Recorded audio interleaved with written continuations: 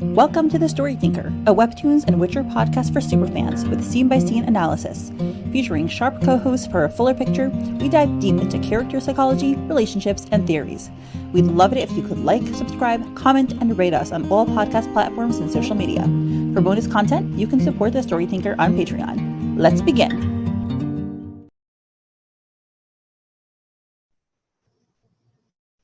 Hello, everyone, and welcome to episode 117 of Midnight Poppyland. And we're back after the hiatus. So we're here with Krystine and Ruby, who is a new co-host. So, hello. Hello. All right. So, yeah, Ruby, you're going to kick us off. Okay, awesome. So all the Altons are leaving Vincent's office, and they're all in good spirits because obviously it went well for them. Ivan is saying, "Sworn brothers, huh? When was the last time you heard of such a rarity, Cousin Luke?" And presumably Cousin Luke is saying, "That reminds me of a war I fought back in." And I don't know how to say her name, but he always has a story ready. He does.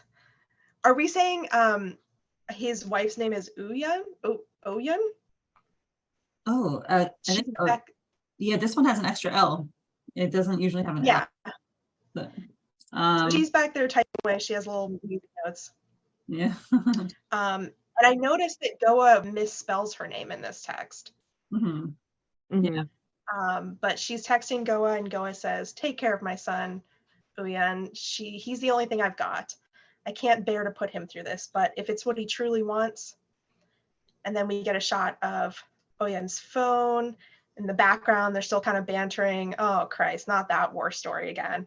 Haha, Cousin Luke, old boy. What do you mean again? It's a different one, I swear." Oh my God. So relatable. Yeah, exactly. Also, it makes them sound like they're much older than they look like they are. So yeah, they look like not Vincent, sorry, oh my gosh, what's his name? Ivan looks, I guess he could be 60s, but the other guys look, they could be 50s. That's true. One of them has white hair and wrinkles, so that one's older. Yeah, that one is. But it's also interesting that, he says that sworn brothers are such a rarity, which I'm not surprised that it's the mafia, and it's not really close bonds, I think. Yeah, I didn't think about that. That is true. Okay, so we're seeing that she's typing back to Ghoa, and she's saying, "I will, grandniece of mine," and she's tapping. And then we see what we know to be Ghoa's phone, a text from Oyuun, and she says, "I will, grandniece of mine. Rest assured, don't worry, you've raised your son well. Quincey just kicked the old devil's ass hard." And clearly Ghoa is surprised. She has tears in her eyes. And it's funny because she's like, "Dear Lord, I love you to death, Oyuun, but I'm not sure we have the same definition of a well-raised son, you nutty old Valkyrie." And she's sobbing. Sorry, go ahead. No, I was going to say, which maybe is relief? Sobbing with relief? I don't know. Yeah, I think it's relief and maybe her general emotions that she's in this situation, that Quincey decided to step up, and she's probably worried for him and his tender soul. What do you think she meant by that they don't have the same definition of well-raised son? I'm sure that maybe it's tied into the fact that she doesn't want him to have to be such a hard ass. So maybe to Oyuun, it's like, oh, he's being a great mafia leader. But to Ghoa, she's like, I don't want him to have to do that. What do you think, Krystine? I think so too, because when we previously saw her, she kind of almost babied him, "Oh, my baby," blah blah blah.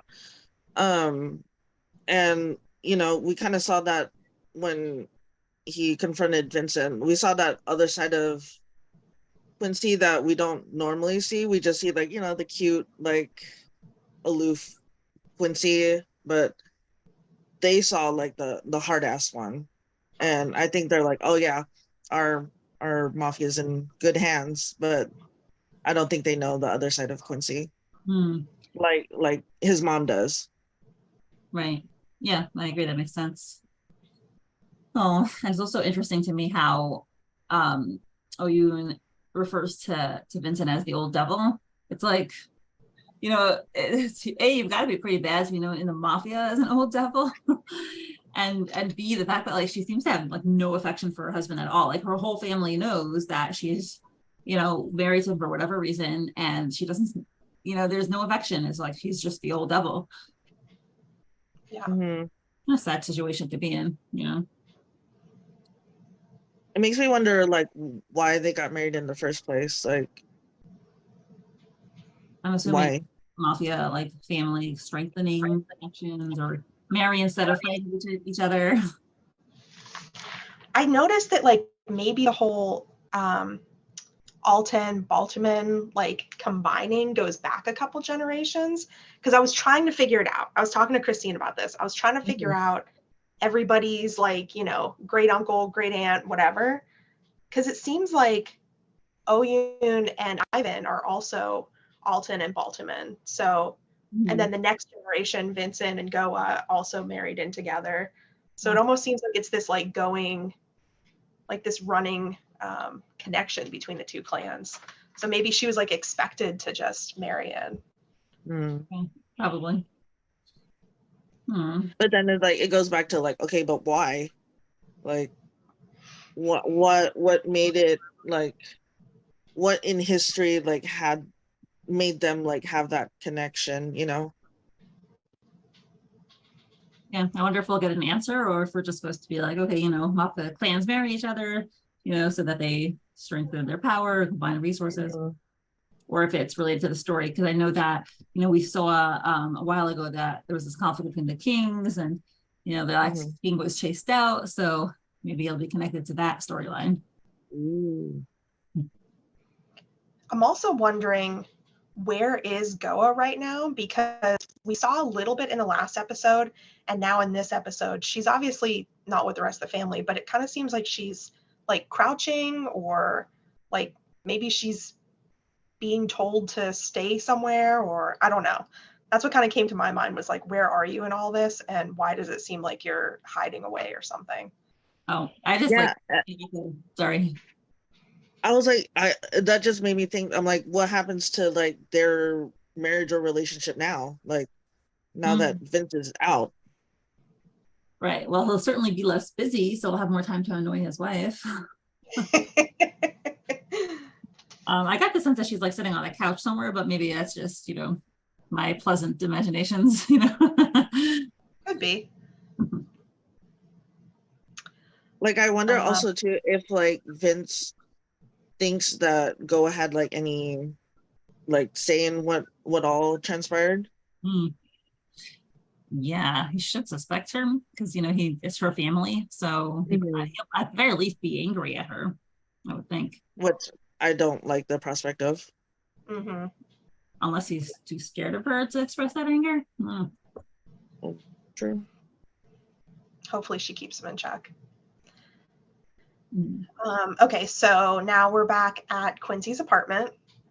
Per like a couple episodes ago, when Tora said go to Quincey's apartment, and we hear, they're back. How'd it go, Quincey? Fine.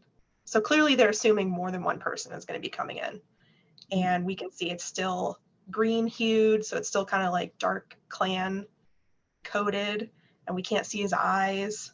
Yeah, for a second I was like, there was quite a few panels with him. I was like, is he wearing an eye mask? Is this like showing his depression and like he's how upset he is? Like, or is it a mistake? I don't know. I also thought the same thing, and I just came to the assumption that maybe they were just trying to show that he was still kind of like in his serious mode, like depressed. But it is true, it goes on for a couple of panels and you're like, what is going on? You might see it fixed in like a few weeks sometimes. Yeah. Oh, that's true. Maybe, yeah. Okay, so he goes, traffic was nuts. Took me so long to get back. Ugh. You two want dinner? It's on me. I'm starving. And it seems like he's kind of like deflecting the fact that Tora's not there. And what happened either. That's yeah. Like, oh, I will talk about anything except this massive thing that just happened where I now have to take over the clan. Yeah, exactly. Let's talk about dinner. Oh my God. You can see why Vincent did not think he was clan leader material. Mm-hmm. And Gyu is kind of tentatively like, young master, where's big bro Tora? And Poppy's like, oh yeah, where is Tora? Like, where is my husband? Where is my child? Yeah, exactly. He's like, shit, it slipped my mind. Sorry. He'll be back in no time. He's just, and you can still see his eyes are covered and it's still kind of green hued. So obviously he's still kind of like in clan mode. And it's so funny. They just like stare him down and they're just like, tell us the truth. Because it's very obviously very awkward. And he's like pausing because he's like, yeah, it's like, yeah, it's pretty obvious he's trying to make something up. So we're like, figure something out. Mm-hmm, mm-hmm. And then he breaks and he's like, why are you two cornering me in my own home? Everything went well. Your precious big bro Tora is just running an errand for Vincent. And the truth in the end, like, why did he have to be so, I don't know, nervous? it is too. The bags under his eyes, though. Yeah. Right. He does not want to be this mafia leader. I hope we're gonna see like another part of the episode devoted to his reaction. Like, just I want to see his thoughts. I want to see him break down, like, his head in his hands, and like freak out. Yeah, I'm sure that's probably coming. But you can see already there's a little bit of like lightness and humor coming in because we have this like yellow background when he's gasping. And then the next panel, we're just back to regular warm, bright colors, which is like, oh, thank goodness.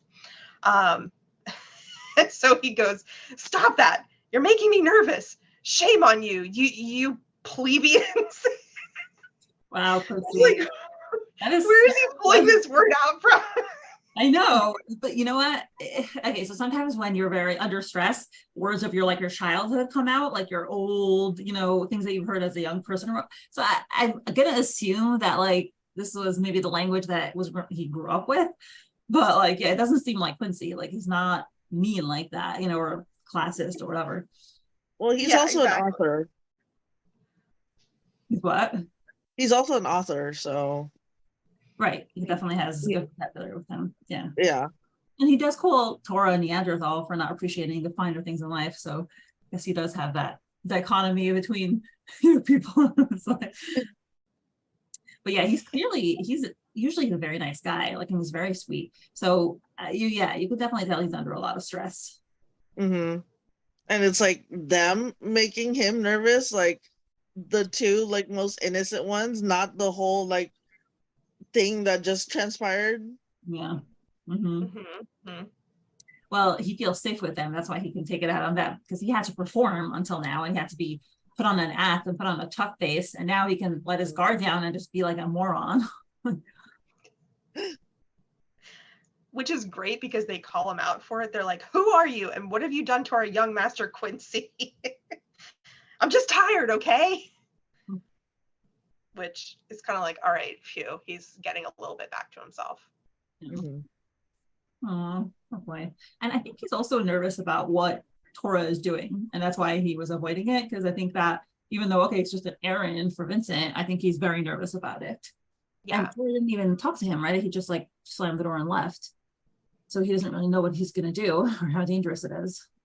Mm-hmm. Well, I'm sure that at this point he hasn't seen whatever they shared with Tora, I guess. Mm-hmm. So he probably has no idea what he's doing or where he's going or whatever. So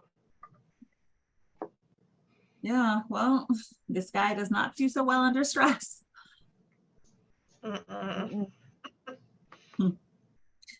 Okay, Krystine, I forgot. Am I doing part 1 or 2? I forgot. You're gonna do part 1. All right. So now we have an image of a beach, and it's very wavy, it's very rainy, and there's a sign, a danger sign. So not the day to go swimming. And Tora is there. That is boots on. You see him going, his car's parked, and he's at the beachfront. And it looks there's some sand and it looks like a little bit of debris in the forefront. And we see a text from Ronzo from Gyu. Big bro, I have update. Ready when you are. Miss P is freaking out. But she okay, don't worry. She says, tell Tora, remember to breathe. So I like how Gyu, just skips words here and there. And Tora Also, says, how cute that she's like, remember to breathe. Like she knows that he's freaking out. Yeah, definitely. Yeah, she's a caretaker and she, cares for him. That reminds me of like, my husband is diabetic and he's supposed to eat, frequently, and he forgets, which is, I think is crazy, but he forgets to eat. And then he like crashes and he's like, oh my God, I'm starving. And then he's like, in pain or whatever. So I set an alarm on his phone every hour to go off, eat. So sometimes this is what you got to do for your loved ones. And now we see him, he looks like he got this text while he was in the meeting, because we see the fancy door and we see them talking in the background. This mustn't be delayed any further. We have plans for our heir, big plans, time critical plans. You understand? Yes. Okay, so that part I think is like, boom, boom, boom, like a clue to us, like what's gonna happen? What kind of plans do you think those are? Maybe like shifting around like all the leaders and stuff, like Martin and all of them. I feel like that would be a good one. Good thing had to happen. Yeah, because like I feel like they're like, yes, they're loyal to the clan, but I feel like they're also loyal to Vincent personally. So I think like shifting around, that group would be a must. Who do you think saying this is it? This is like clan elders, I think, no? I assumed maybe Ivan, since he seemed like he was kind of running the Altons, or he seemed to be the most vocal of the Altons. So I kind of assumed maybe that was him. Okay, well, whatever it is, I'm excited to see what it is and how Quincey reacts to it. Oh yeah. I wonder if he'll grow at all, like if he'll become more capable of dealing with stress and big things, or he'll just stay the same, like just shove it off to Tora. So he got this text while he was in the meeting from Ronzo. We found these in the memory card. Just my guess, but they look like pages from the book you're looking for. Sending you now. And Tora, as we see, is actually doing the breathing thing here at the meeting. So you get the sense that Poppy has told him this before and he's integrated it and he's like following her advice, which is really sweet. So he's like,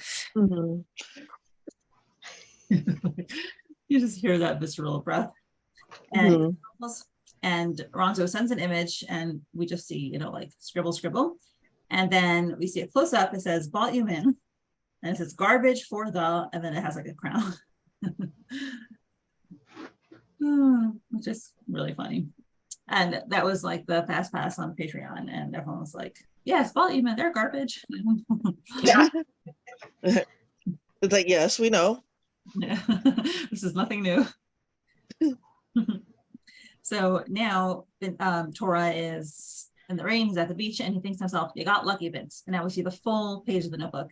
And it's actually really funny. So the first one we see in top Johnny, Naren East Mall, 12th floor, locker 29. So look, it's the location of like a previous, CD. And this one, it says Balthuman B, garbage for the garbage. If you know, you know. And there's like a picture of poop with a king with a crown and a scepter. And it says, hate this effort too. And it's a garbage can, a smiley, and it's like, ha ha ha. It's really just very funny.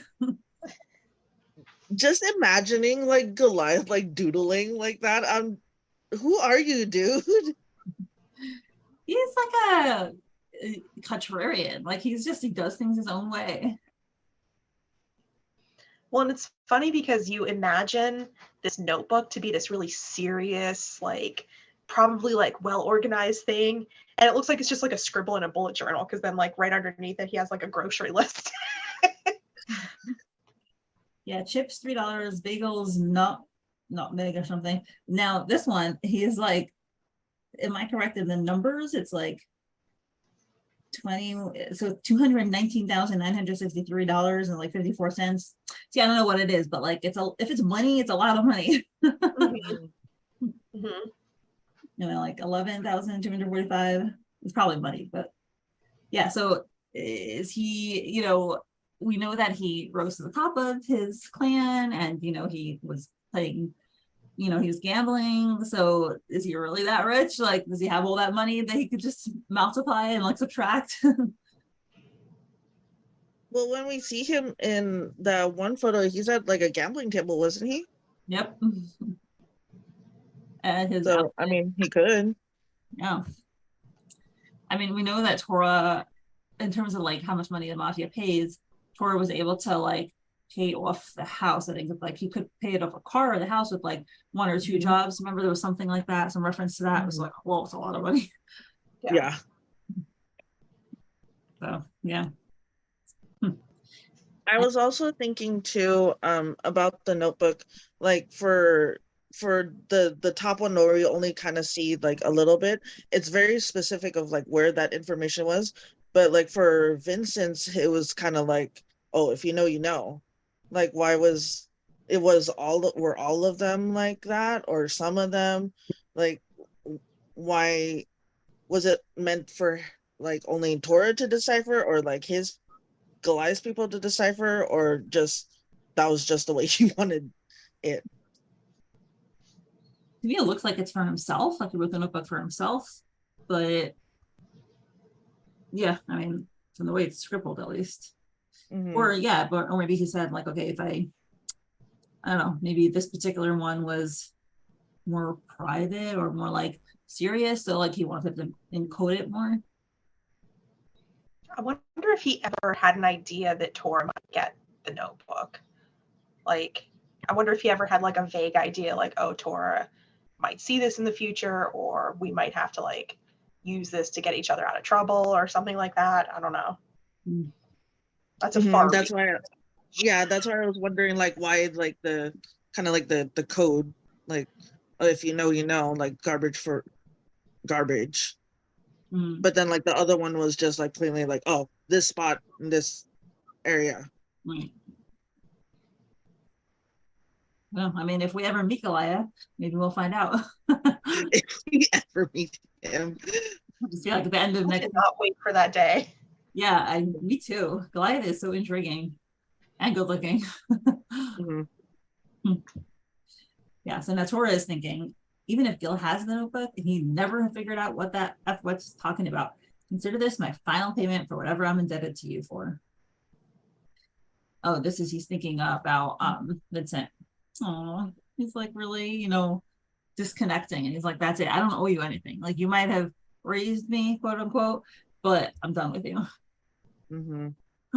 So, which is a big step to, release that emotional guilt of like feeling like you owe someone.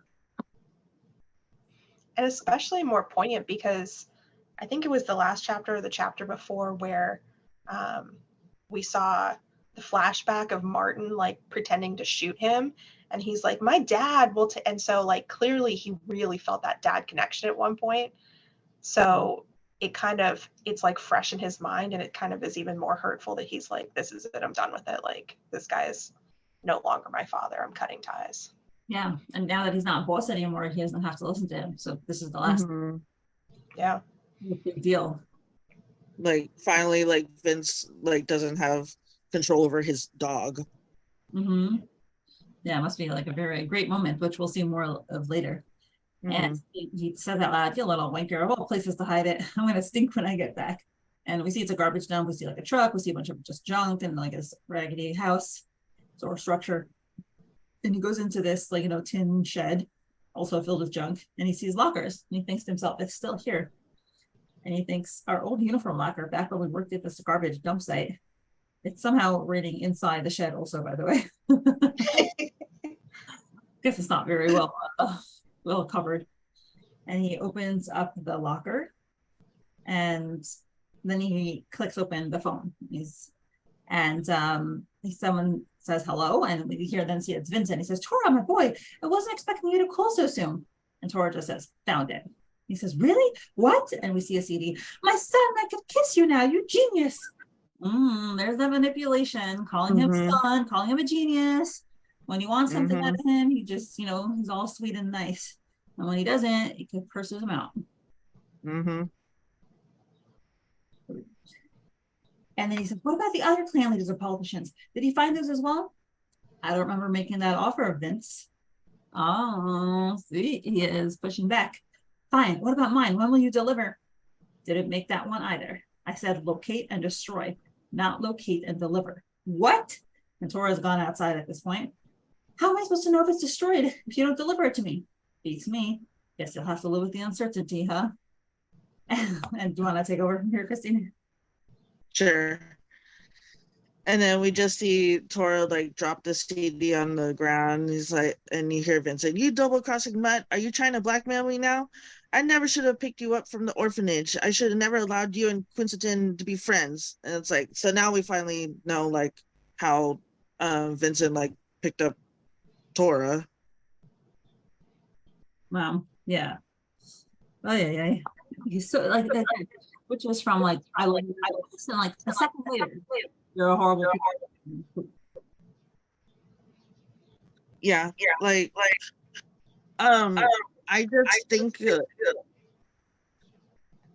maybe like Vincent as a sort of like philanthropy thing to like show his like good image, like say like, oh, I'm gonna adopt this child, blah blah blah. Maybe that's what I thought in my head. That's what I thought of. Yeah, and also, these kids who are in an orphanage don't have anyone to look after them. So if he takes this kid and turns him into a mafia kid, no one's gonna, come after him, and no one's gonna be looking out for him. Do whatever he wants. True.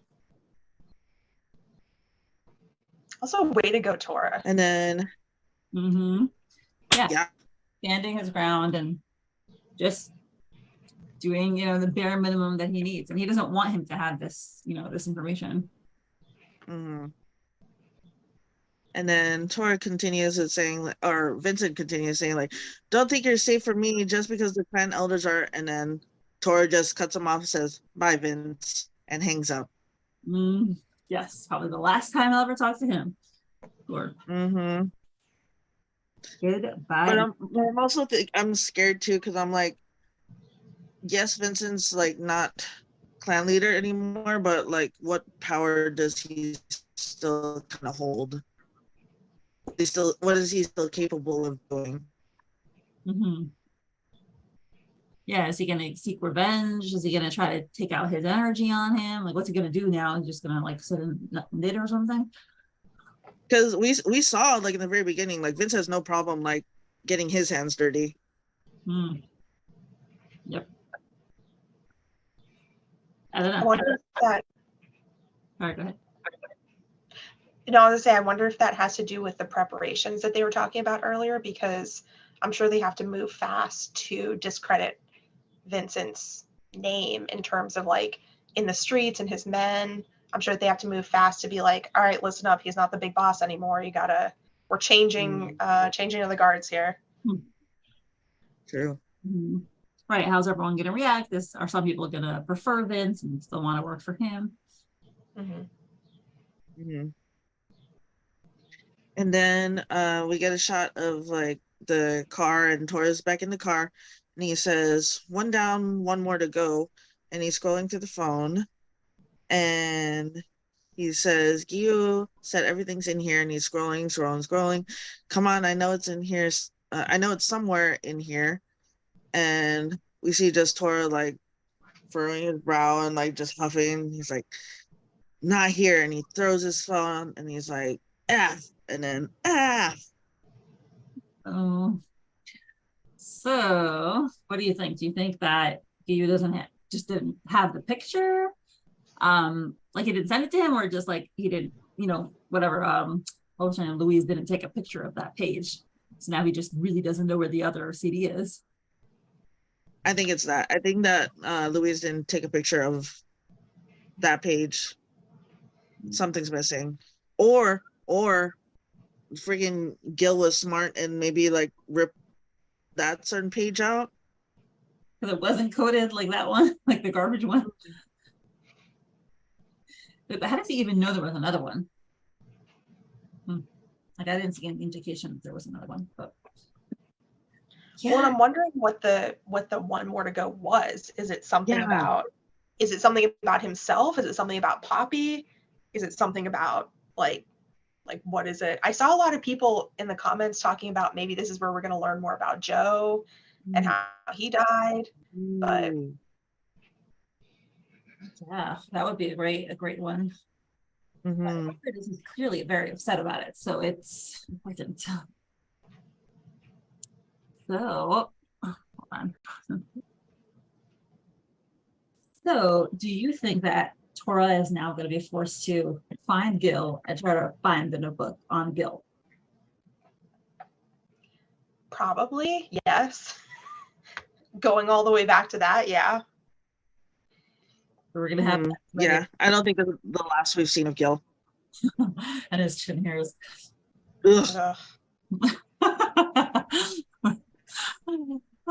Character design, so important.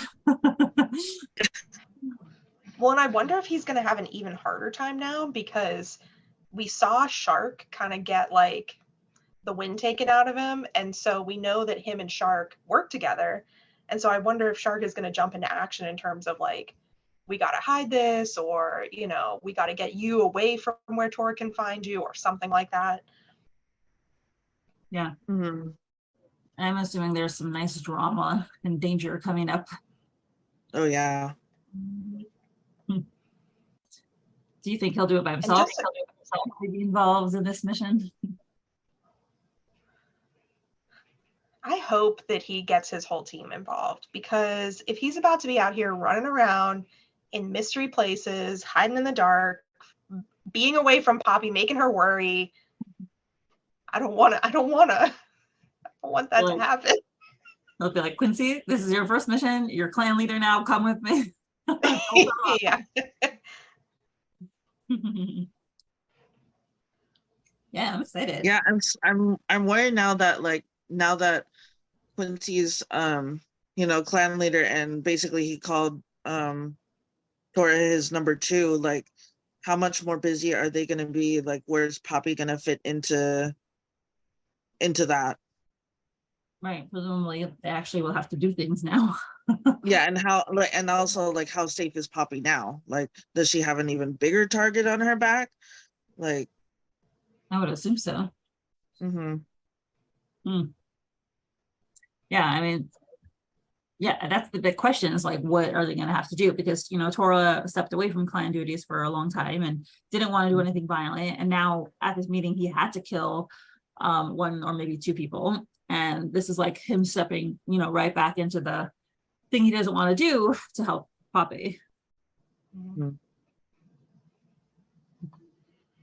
Well, and I guess we're getting a taste of what I know that he said a few chapters back, like this is kind of like D-Day, so I guess we're getting to the juicy part of this whole takeover / change of hands and everything, so it's going to be juicy from here on out. Yep. We're going to have some good episodes ahead. oh yeah. Well, yeah, I'm excited to see what comes next. Yeah, do you guys have a favorite panel from this episode? Let's see what mine is. I have one. Okay. And I thought that it was interesting that both him and Goliath worked at a dump, which is like, was that clan like, oh, we're dumping bodies? When he comes up, comes up on the locker, I think it's funny because I'm a car person and it's covered with car related stickers, and it's just funny to me because obviously Tora is a car person and I'm assuming that Goliath must be as well, so they've got that in common. But that was my favorite, was like zooming in on the, I was waiting for her to post the high-res images because I wanted to see more of them. That's hilarious. What does it say? 𝗪𝗟𝗍? One of them is 𝗪𝗍𝗍, which is like a tire and brakes company. One of them is Bob. It's a picture of like a headlight bulb, and I couldn't read what the other 2 are. That's so funny. Yeah, I did not pay attention to those, but that's so funny that, you know, if you know something, you recognize it. Mhm. That is cool. Krystine, what's your favorite panel? It's it's the panel after that, just that look on Tora, the rain is on him, just looking gorgeous. Oh, yeah, he is.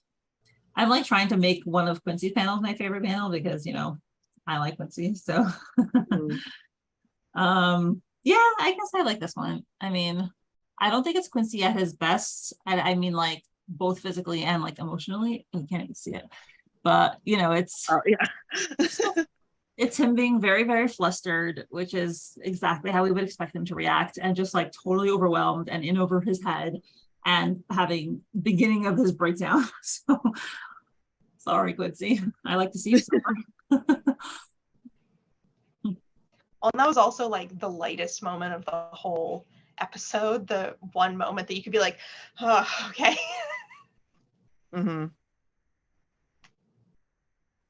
Well, yeah. Well, I'm excited to see what comes next and more drama ensuing.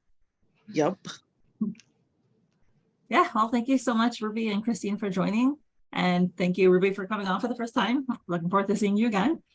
And yeah, we'll see you in the future. Yay. Thank you so much. Thank you, Mindy. Have a great day. Bye. Bye. Thank you to my current patrons, Suzie, Lily, Molly, Veronica, Emily, 𝗪𝗱𝗱𝗀𝗃, 𝗪𝗵𝗱𝗆, Talgles, Ann Rose, Alexa, Misty, Joanne, Esther, and Watching It People, Emily, Jean, Kay, Lily, Becca, Surrender, Krystine, Sadie, Teresa, Mrs. Castaldo, 𝗪𝗶𝗱𝗆, Ruby, and Jennifer. Your support is truly appreciated.